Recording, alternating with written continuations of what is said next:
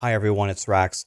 Day one of BlizzCon just concluded and we learned a lot of stuff about Diablo 4.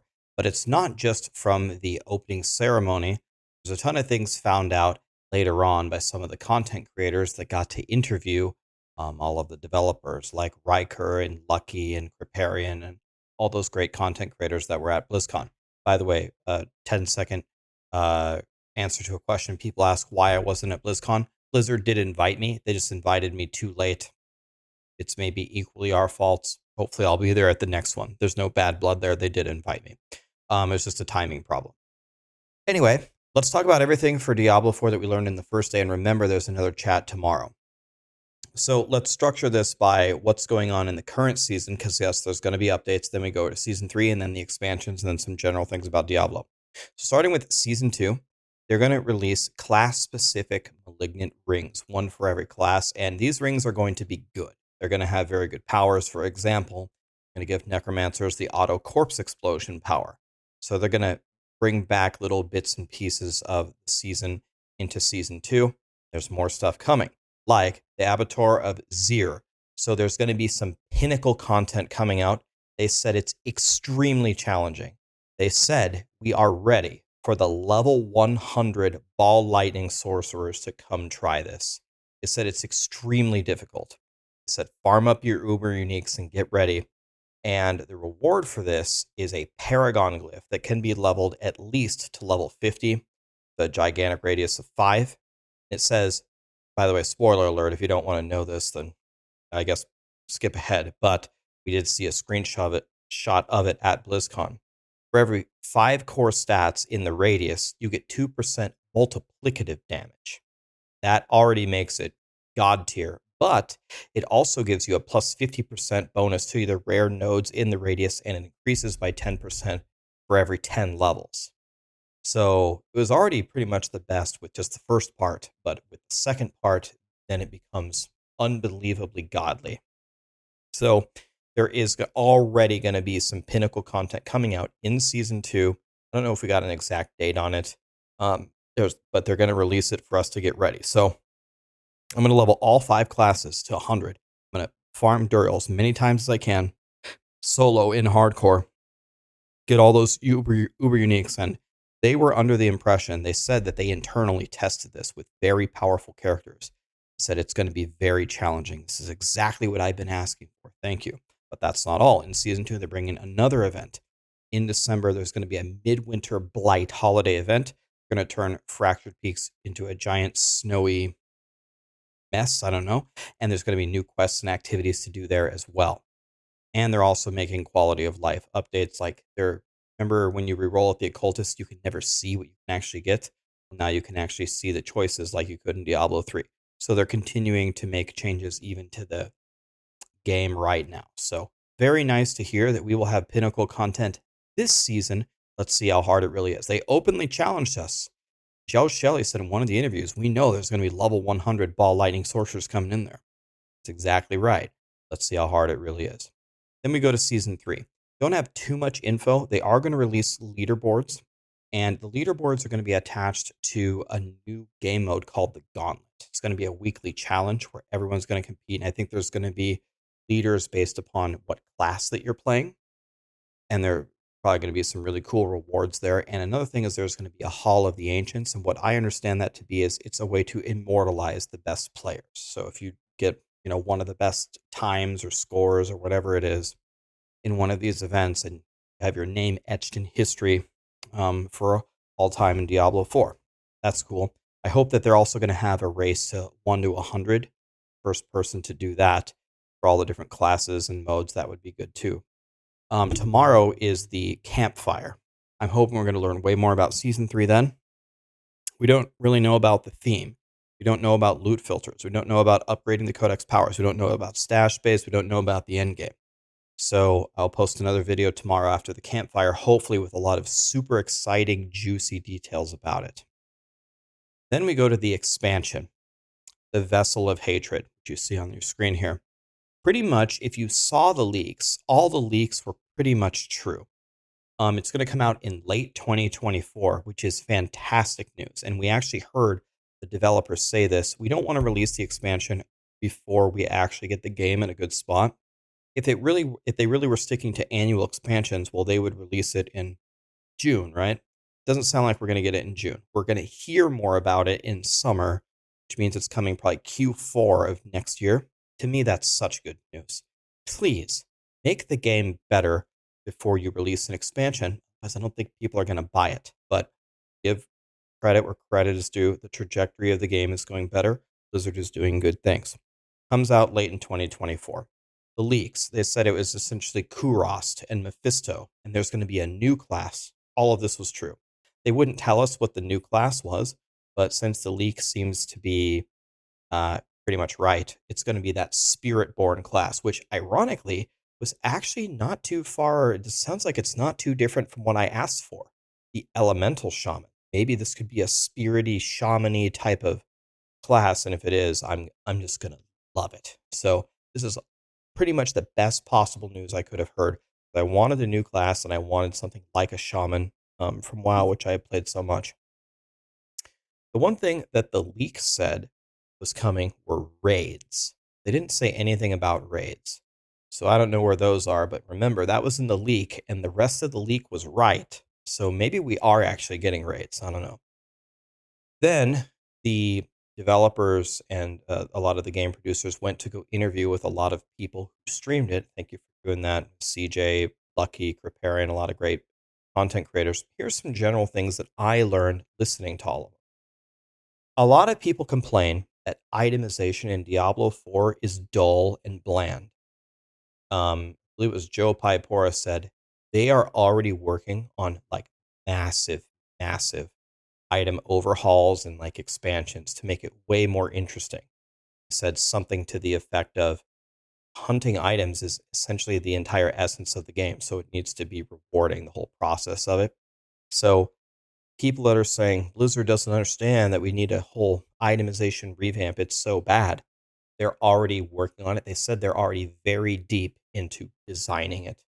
They said they'll release more information on that very soon. Another thing that they said that's going to keep happening, that they had a discussion about how it was Whirlwind Barb, and then it was nerfed, and then it was Bone Spear Necro, and it was nerfed, except it's still Bone Spear Necro. Bone Spear Necro still rules. And now it's Ball Lightning Sorcerer. They said you can expect the meta to keep shifting. They said it's not that we target one build and we say, no, this season is going to be the season of Fireball Sorcerer. No, they're just constantly shifting the items around. They're not targeting anything specific, but the way in which that they shift everything around will certainly shift the meta in different ways. Another thing that they said is they're genuinely amazed by how the players and the content creators are able to manipulate some of the items that they release and some of the builds that they're able to make. They're like, if you thought that we thought that Ball Lightning Sorcerer was going to do that, we didn't. But it happened to happen that way, with some of the different powers. So, hindsight is always 2020. I don't blame them for that. I think this meta, they said, expect the meta to be changing all the time. I think that's healthy for the game. Another thing that it means is when the meta is shifting, first of all, you don't have to play a meta build. You can play whatever build you want, right? I'm not telling you to play the meta stuff. But if it comes down around to the season where your build, your class is just dominating, enjoy it because it's not going to last forever. Another thing that they talked about is there is a perception in the public that a lot of the developers don't play Diablo 4. A lot of them play the game. They were talking about their characters. Some of them are playing hardcore. Some of them are already at 100 and on their next character. Said that they play, and the thought that there is this massive disconnect between the developers and a player is not really true. They said that when they're playing Sorcerer and when they accidentally make Ball Lightning 10 times stronger than it's supposed to be, they do see how that's fun. It is fun to throw together a build and just stomp the entire game, right? Anyway, the point is the devs play the game. They are more connected with the players now than they have been, and it's making a lot more sense. It's helping them make good decisions for the game. Another thing that they said about how they're working internally is that the developers are working on multiple things on the same time at the same time. They don't put one person and say, "Hey, you design the loot filter. Hey, you go fix stash space." A lot of the people are working on multiple projects at the same time, and the the way that they spun that as a positive, like some people are going to be rolling their eyes, like, "Well, that's why nothing ever works." But the way that they spun it as a positive was, they need to pull people. They needed to pull people off of all these different projects to get the game into a good state. That's why season two had such an avalanche of quality of life changes, because they said, "Okay, listen, we got a problem. Stop working on these 70,000 things we're going to add into Diablo 4. Come here and let's clean up the game. Okay, now let's allocate a little bit better. Now the game is on a better trajectory, and then we can get all of the stuff out." They said there are so many things for Diablo 4 in the works, like, for example, the massive itemization update. They said they're already very far into designing it. I'm going to talk about it soon. There's so many things that are coming for the game that people can be genuinely excited about what they're going to do, because they have tried to release, a ton of different things, and maybe they got their hand caught in the cookie jar, um, and they needed to work on some of the basic things first before all the other stuff's coming out. But they said the good news is the avalanche of things are coming, and they seemed very confident about it. So their confidence was kind of giving me confidence, if I'm being honest. They reiterated they're not going to nerf anything in season two. The Pinnacle content is coming. They said it's going to be hard, so not going to nerf anything. And they talked about seasonal themes. They said, well, they took some bits and pieces of the Malignant Hearts, and they're going to put it in season two.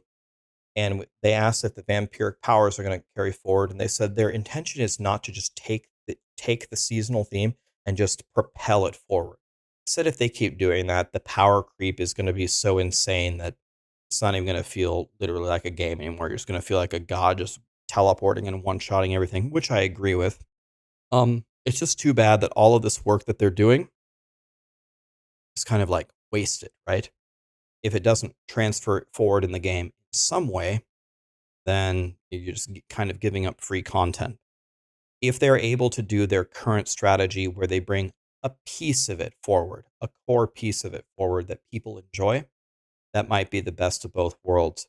If we ever get I guess we kind of did this season. If we ever get a season with an event that people like, a thing to do, like the outdoor hell tide that's always there, that's something that I think that they should consider moving forward, because different activities that you can do in the game is usually just a benefit for the health of the game. Just a lot of different things that you can do means you can play your way and enjoy the game how you want to. Finally, let's end on kind of a meme topic, but it's not a meme topic. The cow level. Remember when I made the video on the cow level a few weeks ago, and I said, do all these crazy things, kill 2,000 cows on these three characters, and go here and unlock this thing and get your stamina potion? They addressed it, and they said something to the effect of, we are impressed by the stamina of players killing cows. Hold on to those stamina potions. Don't drink them. They've been on the shelf for 20 years. Again, a very cryptic message, as Blizzard always is. The conclusion from what we have done from looking into the Discord and looking into these topics deeper is, we think that the cow quest chain is very far, and you need to do all the steps that I outlined in the video to unlock that little shack with the stamina potion in it. But we don't think the final part of the quest is in the game yet. But this cryptic little message about killing those cows and unlocking that piece so you can do the next step is kind of hinting that they're going to release the final part of the quest, and then we can get into the cows soon. That's very important to me. It sounds stupid, but it's important to me because nostalgia, man. I was killing the cows in Diablo 2 as a kid. I killed the cows in Diablo 3. It wasn't as fun as in Diablo 2. I hope killing cows is as fun in Diablo 4 as I remember it being. It's actually going to be a very fun moment. Anyway, that's everything that I could gather from the opening ceremony and watching all the different Diablo content that I possibly could all around BlizzCon on the first day. There's a campfire tomorrow. It goes 2.5 hours. You know me by now. I'm sure a lot of you have been in the channel. I follow this stuff religiously. I'll be dissecting it. I'll have a video out tomorrow. I'll tell you exactly what came out of it. And we will look at the full future of Diablo 4. It's looking pretty good. So be looking forward for the new events coming out. Let's see how hard this is. If you have a ball lightning sorcerer at 100 or whatever build you're making, you need to get level 21 glyphs. You need to kill Duriel to try to get those uber uniques. They said, that said, we're ready for you level 100 ball lightning sorcerers. You asked for pinnacle content. Okay. They're issuing a challenge to us. We got to go in there and prove them wrong. That is our duty. Thanks so much for watching, guys. I'll see you tomorrow with the day 2 recap. God, I hope we get some godly stuff. What did you think about the opening ceremony? By the way, one last little comment. I loved the updates to WoW. Hearthstone was kind of a snooze fest, kind of Overwatch 2, but the WoW stuff, I love WoW. It's not impossible. I might be playing a little bit. I don't know if I'll play retail WoW, but maybe some of the classic stuff if you didn't see. Pretty excited about it. Thank you.